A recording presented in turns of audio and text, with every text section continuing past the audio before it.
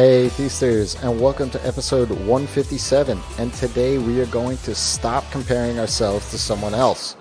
Comparison doesn't serve you, and in fact, it can destroy your business. This episode, I'm going to share with you a tactic so you can stop.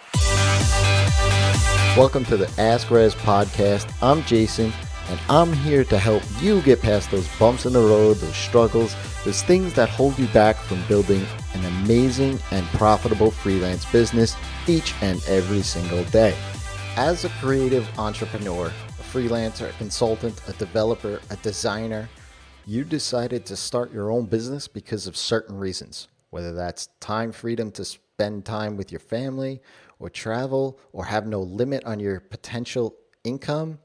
That goal is your own. Remember that. With all the social media and online celebrity out there, quote unquote, it's easy to be distracted and get yourself off track.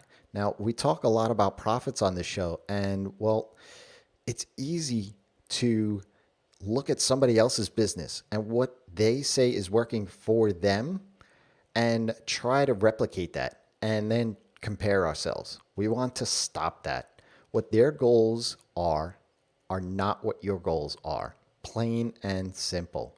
Even if that person's goal is similar to yours, you aren't the same people. You may not even have the same type of personality that that person has. The way that that person does something may not be the best way for you to do something. Comparing yourself to someone else will do more harm to you than good. Trust me, I know. What you want to do is look at what's working for someone else and take that as inspiration for yourself. There are many successful people building businesses based on their personality and being outgoing. If that's not your style, but you respect the way that they are doing sales or handling customers, use that for inspiration. Take what they're doing and make it your own. Don't do everything to the T that they are. I've fallen a few times into the pitfalls of comparing myself to someone else. In fact, even replicating certain strategies and tactics of theirs. And each and every time, it, to be quite honest, is demoralizing because I didn't get the same results that they did. I put a ton of work into the thing and didn't see those results. Not for nothing, comparing yourself will burn you out and potentially put you out of business. I've heard businesses and of other freelancers and consultants literally go under because of the depression of this kind of thing. So I want to share with you what I do to curb that comparison feeling. I don't know if you've heard of lucid dreaming before, but what lucid dreaming is that it's this awareness of when you're actually dreaming, when you're asleep, this awareness that you are dreaming. And when you can do that, well, then you don't really necessarily have nightmares anymore. You can control the dream because a dream is really just a thought, right? I do practice lucid dreaming, and it's something that I learned in college, so to speak, when I first heard about it. And I've always been fascinated in dreams in and of themselves. And well, I wanted to learn how to do lucid dreaming.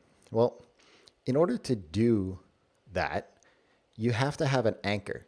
And that is just being able to recognize something inside of the dream that happens. For me, it's literally looking at the back of my hand. So what I do so that I stop comparing myself to someone else is I have an anchor.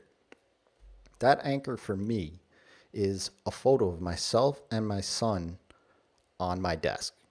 When I start to get distracted by something new, whether that's jumping onto the latest social media platform or learning a new tool that someone says changed their business, or trying a new sales tactic that's supposed to be the next best thing, my eye will catch that photo and bounce me back into my world.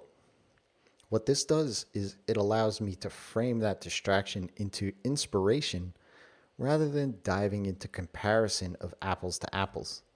I've been in business a long time and I still slip into the comparison thing, but I know what can work for me and what doesn't work for me and what feels right to me. That photo keeps all of those things in mind.